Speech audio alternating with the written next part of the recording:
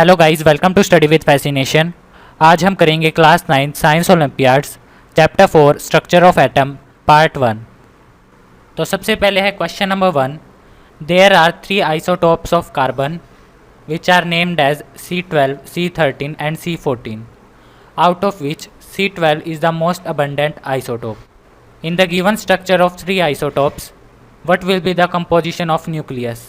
हमारे पास 3 आइसोटोप हैं कार्बन के और उनके नाम है C12, C13 और C14।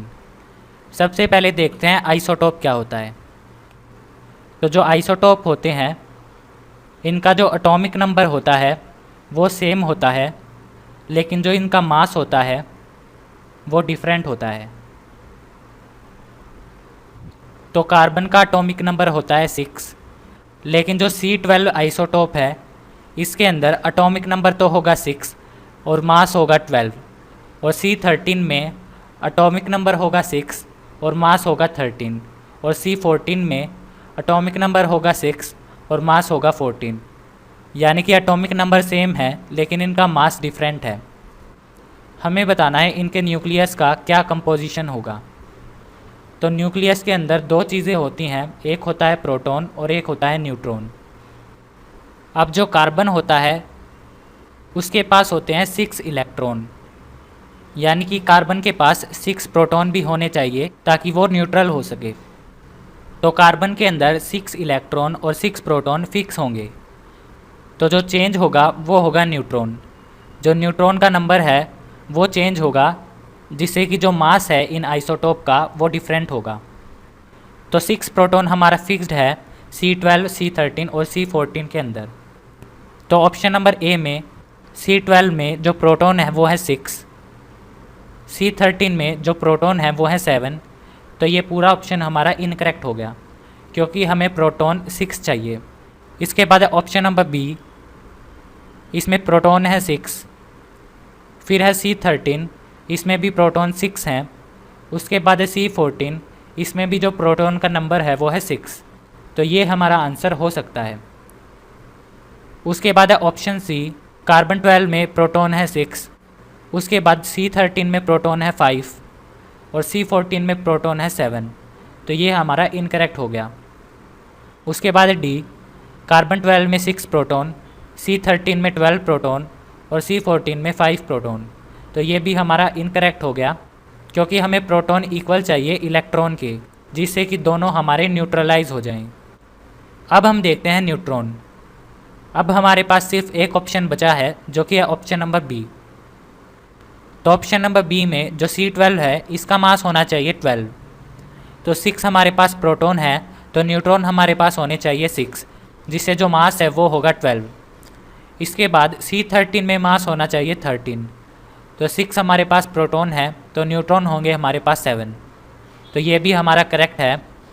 उसके बाद है C14, C14 में 6 प्रोटॉन है तो न्यूट्रॉन होने चाहिए 8, जिससे कि जो टोटल मास है वो हो जाए 14। तो ये भी हमारा करेक्ट है। तो जो हमारा आंसर है वो है option number B. Question number 2, a thin sheet of gold foil is bombarded with alpha particles as in Rutherford's experiment, which of the given description most accurately represent the path of alpha particles. हमने एक gold की foil ली और उस पर हमने alpha particles scatter किए। हमें बताना है अल्फा पार्टिकल्स का कौन सा पाथ बिल्कुल एक्यूरेट है। तो रदरफोर्ड के एक्सपेरिमेंट में जो most of the alpha particles थे वो अनडिफ्लेक्टेड थे। तो सबसे पहले है अनडिफ्लेक्टेड, तो इसका होगा मोस्ट। उसके बाद है number of particles deflected through a small angle. वो पार्टिकल्स जो एक स्मॉल एंगल से डिफ्लेक्ट हुए वो थे हमारे फ्यू। तो इसका हमारा आंसर है फ्यू। उसके बाद है number of particles deflected through a large angle.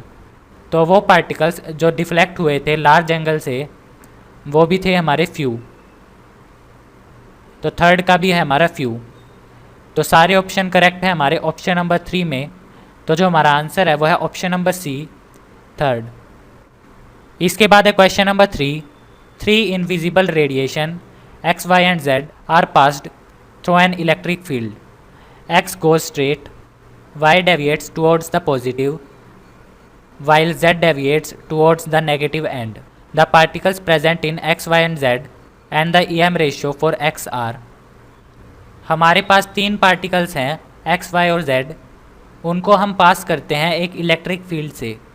जो एक्स है वो स्ट्रेट पास हो जाता है और जो वाई है वो पॉजिटिव की तरफ मूव करता है और जो जेड है वो नेगेटिव की तरफ डिफ्लेक्ट होता है। हमें बताना है एक्स वाई जेड क्या होंगे और जो EM रेशियो है एक्स का वो क्या होगा। EM रेशियो का मतलब एक्स का चार्ज अपॉन एक्स का मास। तो जो पार्टिकल एक्स था ये स्ट्रेट पास हो गया, इसका मतलब ये ना तो पॉजिटिव था ना ही नेगेटिव, क्योंकि अगर ये पॉजिटिव या नेगेटिव होता तो ये किसी एक एंड की तरफ डेविएट होता। तो इसका चार्ज था हमारा न्यूट्रल, तो ये पार्टिकल हो सकता है हमारा न्यूट्रॉन। उसके बाद जो वाई था उसने डिफ्लेक्ट किया पॉजिटिव की तरफ, यानी कि जो वाई का चार्ज है वो होगा नेगेटिव, क्योंकि नेगेटिव पॉजिटिव की तरफ अट्रैक्ट होता है। तो वाई है हमारा नेगेटिव, तो ये हो सकता है इलेक्ट्रॉन। उसके बाद जो जेड है ये डिफ्लेक्ट हुआ नेगेटिव की तरफ, यानी इसका चार्ज था पॉजिटिव, तो ये हो सकता है हमारा प्रोटॉन। तो एक्स है हमारा न्यूट्रॉन, वाई है हमारा इलेक्ट्रॉन और जेड है हमारा प्रोटॉन। उसके बाद हमसे पूछा गया है एक्स का EM रेशियो। तो एक्स है हमारा न्यूट्रॉन और न्यूट्रॉन के ऊपर चार्ज होता है 0 अपॉन न्यूट्रॉन का मास होता है 1, तो 0/1 इज इक्वल टू 0। तो न्यूट्रॉन का EM रेशियो हो गया 0। तो जो करेक्ट ऑप्शन है वो है ऑप्शन नंबर बी। एक्स है हमारा न्यूट्रॉन, वाई है हमारा इलेक्ट्रॉन, जेड है हमारा प्रोटॉन और एक्स का EM रेशियो है हमारा 0। Question number 4, identify Al3 positive ion from the given structure. हमें आइडेंटिफाई करना है एल्यूमिनियम 3 पॉजिटिव आयन। तो जो एल्यूमिनियम है इसका एटॉमिक नंबर होता है 13, यानी जो एल्यूमिनियम है इसके पास इलेक्ट्रॉन है 13 और जो प्रोटॉन है वो है 13। तो जो प्रोटॉन का नंबर होता है वो तो फिक्स होता है, जो इलेक्ट्रॉन है वो ट्रांसफ़र हो सकते हैं। तो अगर हम इसमें से 3 इलेक्ट्रॉन निकाल लें तो हमारे पास इलेक्ट्रॉन बचेंगे 10। अब जो इलेक्ट्रॉन है वो है 10 और जो प्रोटॉन है वो है 13। इसका मतलब जो पॉजिटिव साइड है वो ज़्यादा है, तो जो एल्यूमिनियम का आयन है वो पॉजिटिव होगा और क्योंकि हमने 3 इलेक्ट्रॉन निकाले हैं तो इसका चार्ज होगा 3 पॉजिटिव। तो हमें आइडेंटिफाई करना है एल्यूमिनियम 3 पॉजिटिव आयन का स्ट्रक्चर। तो क्योंकि हमने 3 इलेक्ट्रॉन निकाल लिए तो हमारे पास इलेक्ट्रॉन बचे 10। तो जो शेल्स होंगी उसमें 10 इलेक्ट्रॉन्स होंगे। तो इन सभी ऑप्शंस में जो इलेक्ट्रॉन हैं वो हैं 10। इसके बाद जो फर्स्ट है इसमें प्रोटॉन दिए गए हैं 10, लेकिन हमें प्रोटॉन चाहिए 13 3 पॉजिटिव आयन बनाने के लिए, तो ये ऑप्शन हमारा इनकरेक्ट हो गया। उसके बाद सेकंड में दिए गए हैं 11 प्रोटॉन, तो ये भी हमारा इनकरेक्ट हो गया। उसके बाद थर्ड में दिए गए हैं 12 प्रोटॉन, तो ये भी हमारा इनकरेक्ट हो गया। और जो फोर्थ है इसमें दिए गए हैं 13 प्रोटॉन और 10 इलेक्ट्रॉन। तो ये जो स्ट्रक्चर है ये है हमारा एल्यूमिनियम 3 पॉजिटिव आयन का। तो जो हमारा आंसर है वो है ऑप्शन नंबर डी, फोर्थ। इसके बाद है question number 5, there are 2 atomic species X and Y such that. जो एक्स है इसके पास प्रोटॉन है 8 और जो वाई है इसके पास प्रोटॉन है 8। एक्स के पास न्यूट्रॉन है 8 और वाई के पास न्यूट्रॉन है 10। तो प्रोटॉन हमारे बताते हैं एटॉमिक नंबर को। तो एक्स का एटॉमिक नंबर है 8 और जो वाई है इसका एटॉमिक नंबर है 8। अब हमें निकालना है एटॉमिक मास। तो प्रोटॉन प्लस न्यूट्रॉन इक्वल होगा एटॉमिक मास के। तो 8 + 8 इज इक्वल टू 16। एक्स का एटॉमिक मास है 16 और जो वाई है इसका एटॉमिक मास है 18। तो एक्स का एटॉमिक मास है 16 और वाई का एटॉमिक मास है 18। जो एटॉमिक नंबर है वो सेम है और जो एटॉमिक मास है वो डिफरेंट है, यानी ये दोनों हमारे आइसोटोप हैं। आइसोटोप्स में एटॉमिक नंबर सेम होता है और एटॉमिक मास डिफरेंट होता है। हमें बताने हैं कौन सी स्टेटमेंट ट्रू है regarding X and Y. Statement number A, X and Y are isobars. जो एक्स और वाई हैं ये आइसोबार हैं। ये स्टेटमेंट हमारी इनकरेक्ट है, एक्स और वाई आइसोबार नहीं आइसोटोप हैं। आइसोबार के अंदर एटॉमिक नंबर हमारे डिफरेंट होते हैं और एटॉमिक मास हमारा सेम होता है, लेकिन एक्स और वाई हमारे आइसोटोप हैं ना कि आइसोबार। तो ये स्टेटमेंट हमारी इनकरेक्ट है। उसके बाद statement B, X and Y have different chemical properties.